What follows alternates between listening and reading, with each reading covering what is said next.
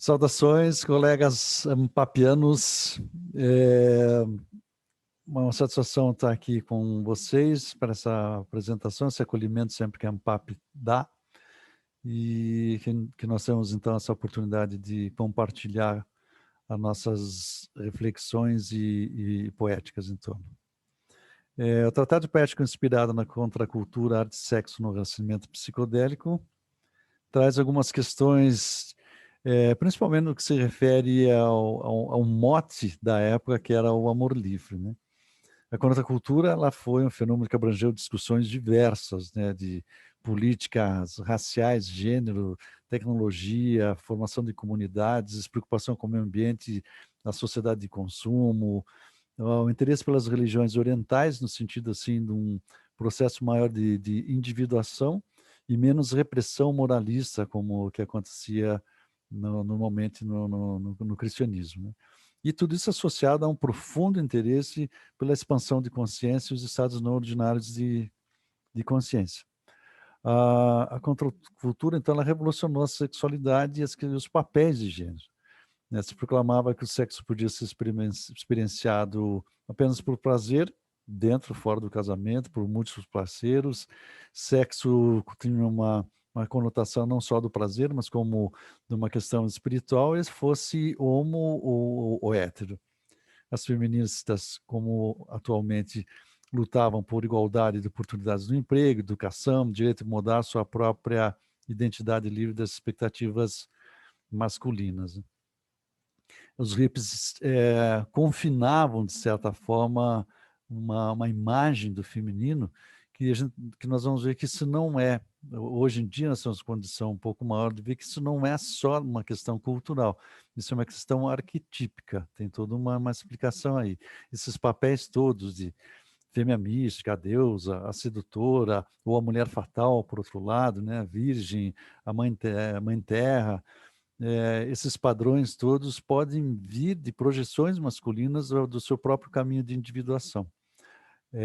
Não temos tempo para explicar muitas questões desse tipo, mas tanto faz a orientação sexual, mas essa contraparte, seja a ânima ou o ânimos, pode conduzir esse caminho de acordar do ego em relação ao self. Isso é um caminho muito ligado ao espiritual.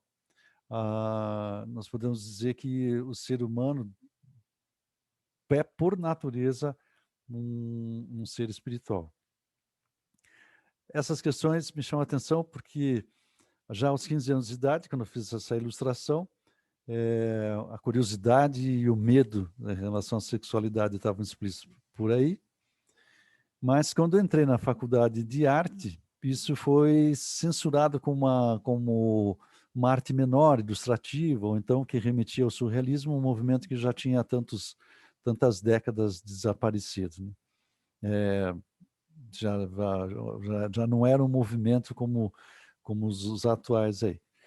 Mas essas questões não fiquei bem convencido na época, claro que eu acatei, mas eu descobri mais tarde que muita coisa acontecia dentro desse lado, em várias formas de expressão artística, que não invalidava de forma nenhuma. E daí, no pós-doutoramento, então, eu fiz uma recuperação disso, fazendo uma homenagem àquele rapaz de 15 anos de idade, pintando aquele desenho, que foi, na época, tinha tanta importância e tanta simbologia para mim. Também, assim, um exemplo de outros trabalhos que eu fazia na época, só para mostrar um pouco essa ligação do psicodelismo daí dos anos 70, com o meu imaginário e erotismo junto. Nos anos 1970 também, como outro exemplo das questões, eu lia Lobsang Rampa, e Lobsang Rampa se dizia surpreendido de ver que no Ocidente a representação da divindade era um homem flagelado pendurado numa cruz. E para eles, Shiva e Shakti, num abraço sexual amoroso, representava essa divindade. Então, para nós, isso era um choque, era algo obsceno, sendo que para eles isso era a grande representação cósmica, e é nesse sentido assim que eu me identifico. E também a questão de outras representações pela Índia, como esse templo, e aqui um exemplo que a gente pega do Courbet, que foi uma coisa escondida também, foi uma encomenda, parece que de um árabe, mas o título é muito significativo, né? A origem do mundo, porque para estarmos aqui, alguém se relacionou sexualmente, seja, nem que seja uma disseminação artificial, mas tá essa ligação está presente. Então, por que que ela tem que ser negativa, suja ou censurada? Porque tudo que se refere hoje, a gente está vendo uma censura muito pior hoje em dia. E eu não posso concordar com isso.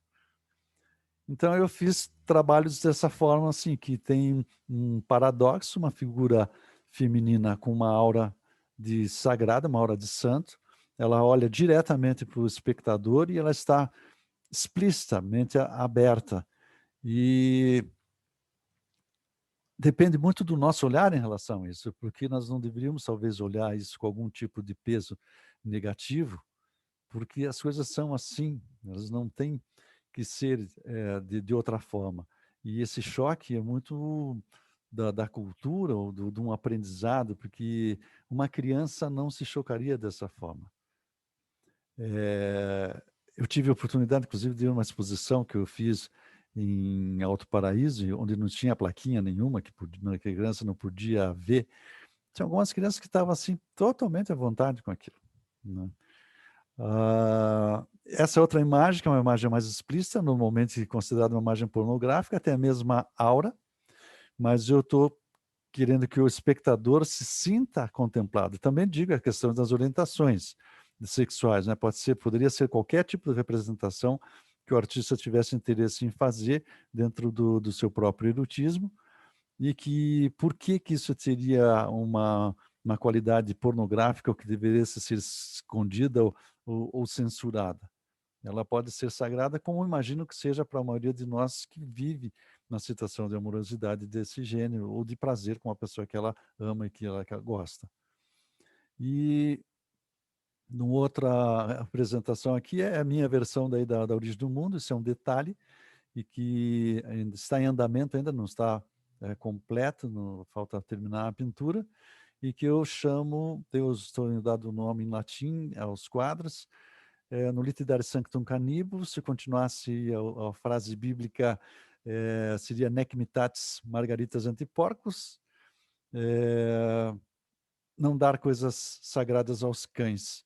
Então, nesse sentido, assim, a minha crítica em relação à visão perversa em relação a coisas que poderiam ser muito naturais. Eu termino aqui, então, a apresentação com uma imagem do êxtase de Santa Teresa. E, bom, fico aberto às perguntas, agradeço muito a atenção todas de vocês e muito obrigado a Ampap e é isso aí. Obrigado.